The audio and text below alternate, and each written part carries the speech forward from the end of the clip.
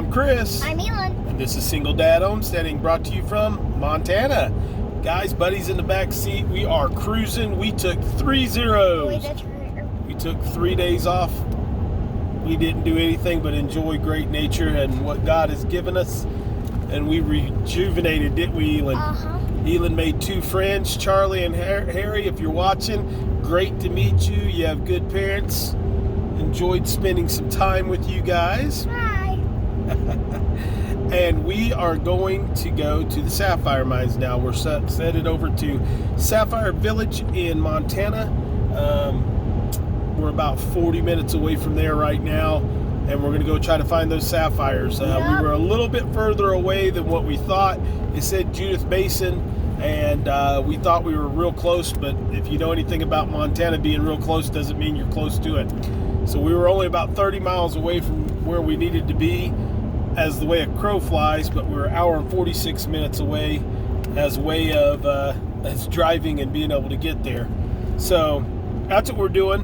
One of the amazing things that's going on in Montana right now, guys, is they've got some sort of bicycle race going on, and they're going all over the state of Montana. We're past 2 cyclists right now. They've got their bags, they got, you know, like luggage on the side of their bicycles. And I used to race bicycles. You may not know that. And but anyway, there's cyclists all over the state, in the middle, in places where you wouldn't expect them to be. So pretty darn interesting on how that goes. But yeah, so we're on our way to the Sapphire mines, and when we get there, we'll turn you back on and let you see what we're doing. So hope you're having a great day, because we are.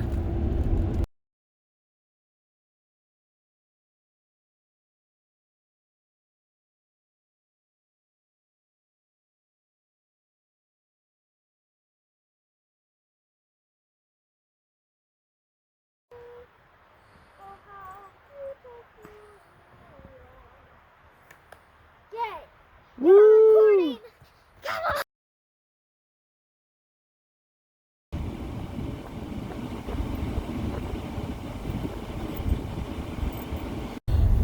All right, guys, we're going to pop back in here. This is after we did the closing a second ago. We're riding down the road, leaving the Blue Nugget?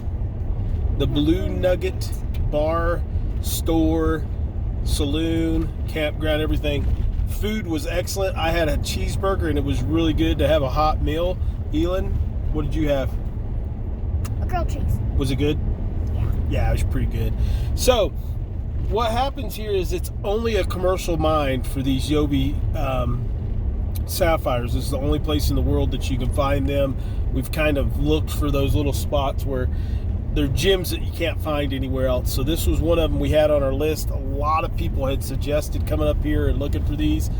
You can go to Phillips and go look for sapphires from Montana, but they are not the cornmeal blue sapphires. It's not Yogo sapphires. Doesn't matter what anybody else tells you. That is not what they are. And most of those in that area are sapphires that they've had brought in from other places. So we were talking to the owner of the bar, and they actually have a thing with this group right here, Yogo Sapphires Direct. And what they do is they actually have a deal with the commercial mine. Sorry guys, I gotta fix my steering wheel. With the commercial mine, to where they get these boxes of soil that are unsearched down to 5/8 inch screening, dry screening, so the box is limited. So what you got to keep in mind with these sapphires is a large one is about a half a carat. So these sapphires are not big. The big ones are very, very, very rare. So they're real small. But what they do in each box of this material, since it's not searched at all, look at the little prairie dog, baby. Little prairie dog running across the road. But since it's not searched at all, they actually give you a finished cut sapphire up to a 0.6 carat. There's guaranteed one in every 500 bucks that's got a 0.6 carat Yogo sapphire. So we got a little bitty one. We did crack the box. We wanted to make sure everything was in there and it was good. And it's actually separated, but the material's never been done. So what we're gonna do is we won't be able to go through the whole box tomorrow. So what we might do is go through it and then do the live and show you the final results on the live. We are at right now 4,786 miles. So we are headed from here. We had said we were going to go to Idaho, but the way it routed us back through Idaho was to get to Idaho was going back through the area we were already in. So what we decided to do is hit another spot that I've always wanted to go to, and that is Glacier National Park. So we're going to go up to Glacier National Park and then over into Idaho right along the Canadian border, and go that way. And the reason for that is because we can. So we will do this live tomorrow, and we're going to shoot for 8:30, 9 o'clock for the live to shoot off tomorrow East Coast time. So East Coast, our normal home time is 8 o'clock. So for us, where we're at right now, it's going to be about 6. So we'll shoot for 8 o'clock East Coast time for everybody to jump on there. We'll celebrate and we'll do all that good stuff. Yes, we'll have the PayPal account set up because we've already had 100 emails about that. For the live, if people wanted to do super chats, you can do the super chats. That's fine. It just be next month before it comes through, and PayPal and all that good stuff. We've got all that set up. We will have an agenda. We will talk. Elin, lean over here and tell these people what you saw and what it had in its mouth when we came into here. We saw a baby bear and it had a little calf's leg in it. Yeah, we were riding down. We see this farmer working his fence, and we had just passed a game warden. And I looked down the creek bed about 100 yards from where this farmer's working, and I see this black thing, and I think, oh, he's got his dog out here with him. So we start looking. It's not a dog. It's probably a 80 to 100 pound black bear with real brown ears. It's kind of funny. We got out the binoculars. We kept them up front. And we start looking at this little bear. And all of a sudden, we notice he's kind of pulling at something. So I say, oh, he's got him a rabbit or, a deer carcass or something. Well, finally, I start squeaking at him with like a squirrel call, like kind of thing. And, well, he stands up. And when he stands up, he reaches back down and he grabs this rear end of it like a calf, like a small calf. I don't know if they had killed it or if the mama was around and he killed it or what. It looked like it was big enough bear where the mom would have probably just pushed it off of her. But I don't know about bears around here, so I'm not real sure. I'm going to turn you guys a little bit. So I'm not sure exactly how old this bear. I couldn't age him. He had a big old melon on him, but he had a baby calf's leg in his mouth as he was running off. So I hope it isn't a problem for the rancher out here, because that's all this country is ranch. So anyway, we just wanted to jump in here, clarify up some of the stuff that we were doing. So we bought that box. It probably weighs about, I want to say close to 45, maybe 50 pounds. It's in a large USPS. That company, I'll give you all the information for it, will send those boxes of unsearched soil with one of the faceted yobies in it. They'll send it to your house. Look at the horses under the tree. To your house, so you can have them directly sent. I think they're like $100 for the box sent to your house. That's with shipping, but pretty cool stuff. We'll give you all that information tomorrow. But we have had an exciting time. So we bought the box. It's not what we were wanting to do, but we drove, guys. We've drove about with when we started trying to come up here and find this place was 3 days ago, and we decided that we just needed to take a couple of days off and not worry about filming and just enjoy ourselves. And the more horses in front of us showing you Elin. And so we just took it off at a place called Many Pines. There was quite a few people there, not a bunch, but Elin got to play with some kids and have fun that way, so that was excellent. We gave them a shout out at the opening, but so we just took those days off. So by the time we came out here, if we would have went to a place, and we thought that was going to be the case, where you would be buying buckets of material and working it right there on the site as the way they usually do it, and they have a little sluice, and you use the water and you screen them and go through them. But anyway, that's not what happened. So we made the decision to go ahead and buy a box of material. Hopefully we'll find at least one more, because these yobies, they had two faceted 1.25 carats of faceted earrings. Okay, so 1.25. So each of them were about 0.62 of a carat. So just over a half a carat each. And they were $1,890 for the set of earrings cut on white gold, white 14 karat gold. So these things are very, very expensive.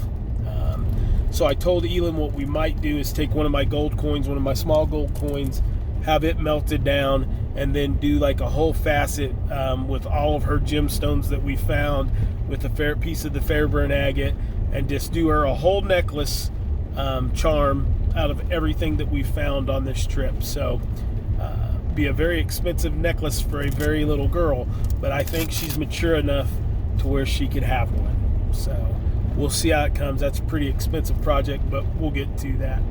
But anyway, guys, we've already said our closing, but we just want to let you know that Jesus does love you, and get out there and see what he's got.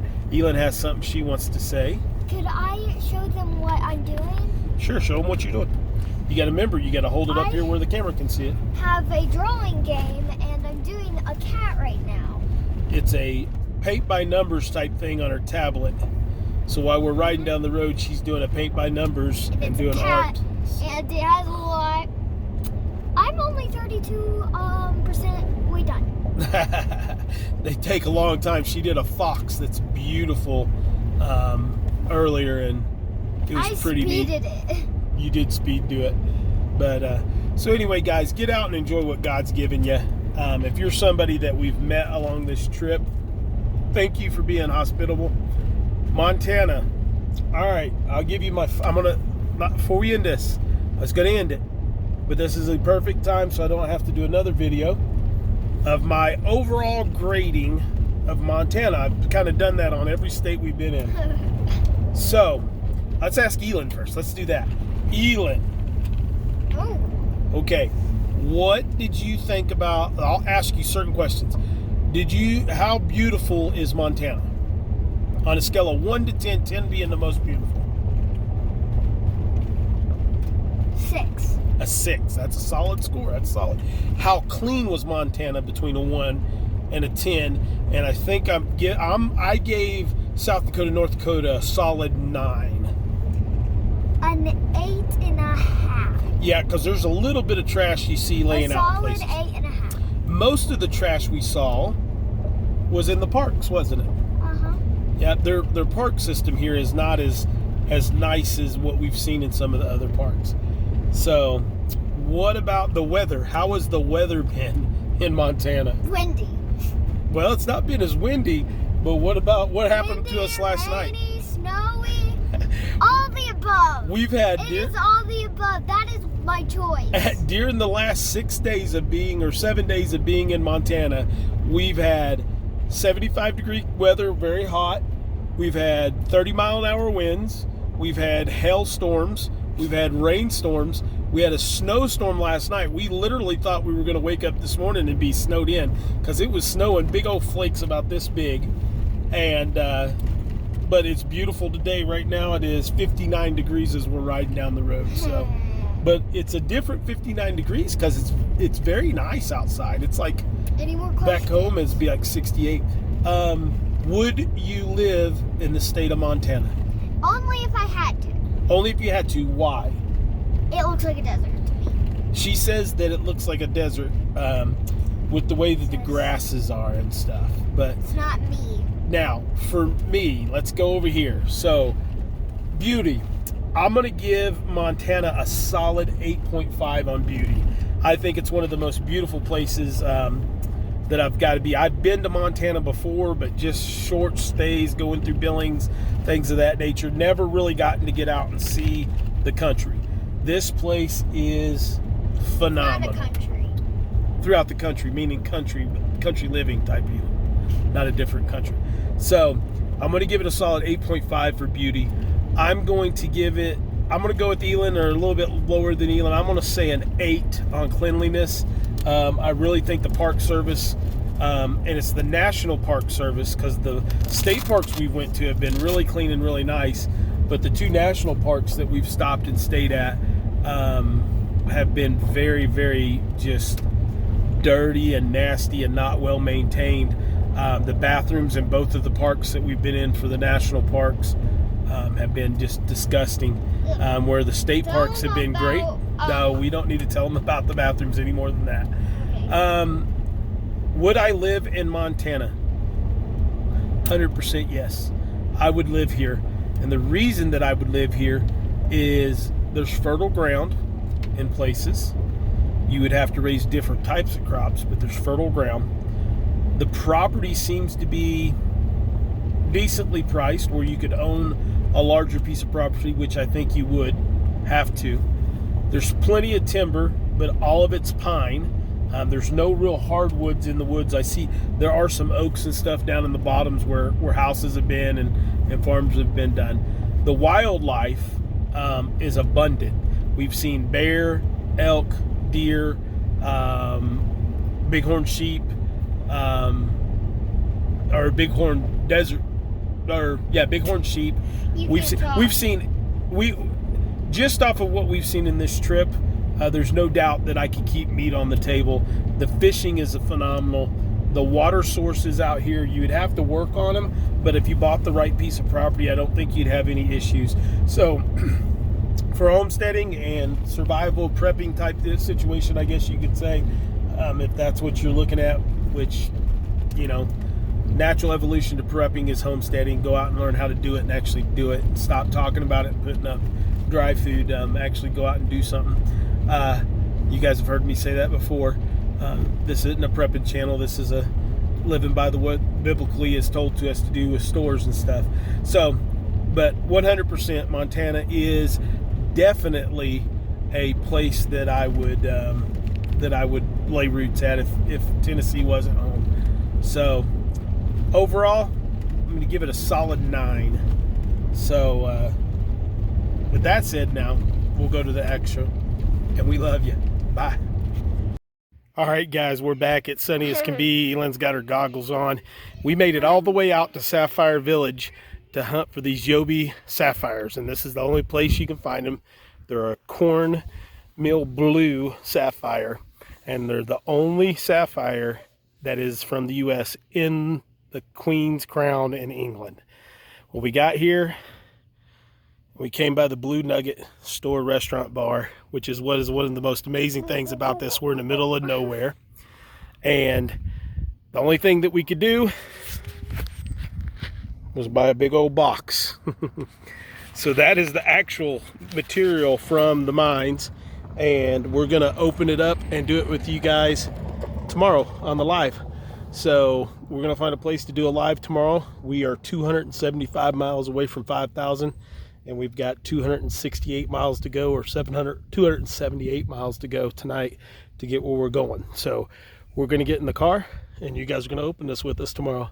So as always, God bless. Live with what God gives you, and we're out of here.